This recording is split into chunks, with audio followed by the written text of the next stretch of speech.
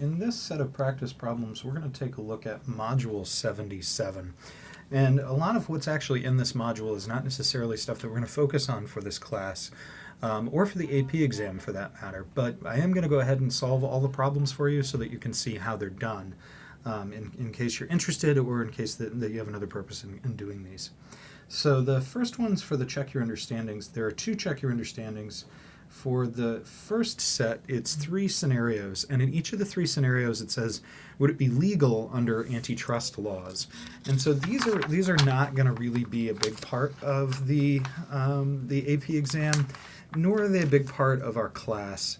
And if you've read through some of these laws, because it gives you a summary of the Sherman Antitrust Act, the Clayton Antitrust Act, and the FTC of 1914, in those three, they basically prohibit and allow certain things. And two things that they mention that they don't allow are tying arrangements and exclusive dealing.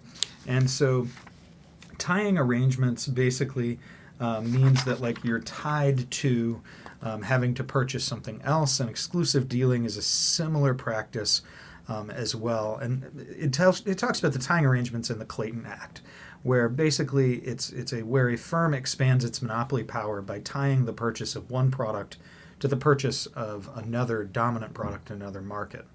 And then the other thing that's prohibited is going to be exclusive dealing. And that's another thing that the Clayton Act makes it illegal to do. So a firm can't, for example, refuse to do business with you just because you also do business with its competitors. So you have a patent for a superior fax machine, and therefore the only person able to sell it. If you have people buy the machine, you also require them to buy a service contract, and that's called a tying arrangement. So that's actually an illegal because it's called a tying arrangement, and that's something that the Clayton Antitrust Act prohibits. B is you've invented a new type of correction fluid that does an amazing job, and you tell people if they want to buy it, they have to buy all their office supplies from you.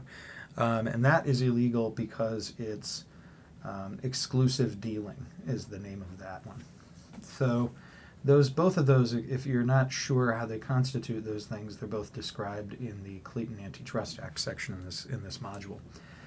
For the third one, that's a little bit poorly focused there. There we go. You own a car dealership and plan to buy the dealership across the street and merge the two, and there's plenty of other dealers in town. That's not illegal.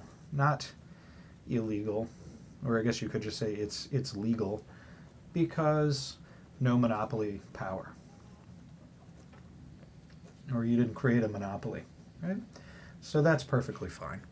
For number two, the check your understanding number two says, the FYI talks about regulating wind energy prices on the basis of ATC, and explain why policymakers who don't want to pay a subsidy would choose that over MC pricing. And the easiest way is because wind energy is a natural monopoly. So you have that downward sloping demand curve that equals the price, and you have a marginal revenue curve, and you have that downward sloping ATC, and you have a marginal cost that's below it. So if the regulators had said, hey, we're going to make you pay that price, the marginal cost, instead of the ATC, that price, if you made them pay the marginal cost price, then they would produce here, and at that level of output, at that QMC price, then the ATC is higher. So at quantity where MC equals the price, ATC is greater than the price. Therefore, firm needs a subsidy to operate. So the reason that the regulators would choose ATC pricing, like up here, price up here, and this quantity, is because you wouldn't need the subsidy at this point. You wouldn't need the subsidy because the ATC equals the price. So, for example, that's why, even though marginal cost is really low for them, we would usually have a regulator who sets it at ATC instead of the marginal cost, because the marginal cost is very low of wind energy. It's effectively free. So Questions on the multiple choice. We're going to take a look at these. Number one, just as a definition of the Sherman Antitrust Act. That one is not one that you're going to need to know, but it basically does all of the things that are listed there. It stops monopoly behavior. It responds to the increasing power of monopoly behavior. It breaks up existing ones. So the correct answer is E. Number two, the natural monopoly exists when, and this is important, you do need to know this one, exists when over the relevant range, increasing the output level results in a lower ATC. So that is B. And that's the definition of a natural monopoly. And that one is important. 3, which of the following is the most common policy approach to natural monopoly? The most common is price regulation, and that's another one that's useful to know because you're going to get lots of test questions that ask you what should we do in a natural monopoly, and we should regulate. Typically, we choose to regulate to the ATC price, but sometimes we regulate to the MC and then subsidize. So, question 4. And this one and 5 are important here. Without government intervention, and it gives you a graph, the monopolist will produce at MR equals MC. So that quantity is Q2. And the price is always on the demand curve, so that's P1. P1. So the correct answer, Q2 P1, is C. And then number 5, the lowest regulated the price the government could expect the monopolist to maintain in the long run is P equals ATC. So that's like the break even. So we're looking for where price equals the ATC or where demand equals the ATC. And that occurs at Q3 P3. So Q3 P3, and it's asking us the price, so the correct answer is C. And that is another one. These last two are super, super important because they're the natural monopoly problems. I really like the FRQ question number 1.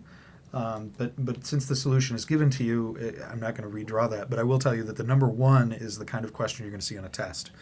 So knowing why to do, or why the answer is what it is there is pretty important, but they give you the whole solution. Question 2 says, what are 3 approaches to monopoly, public policy approaches? So A would be public ownership, and that just means that the government operates the monopoly for efficiency rather than profit. For efficiency instead of profit. Right? And the second one would be price regulation. And so we would regulate the monopolist to usually price equals the ATC, or P equals the MC, but with a subsidy, usually. If this is a natural monopoly, we would say that. And the third option would be antitrust. And antitrust just means to break up the monopolies. To break up monopolies. So that, or to prevent their formation in the first place. So those are your 3 options, and hopefully this helps you with homework assignment 77. I'll see you next time. Bye-bye.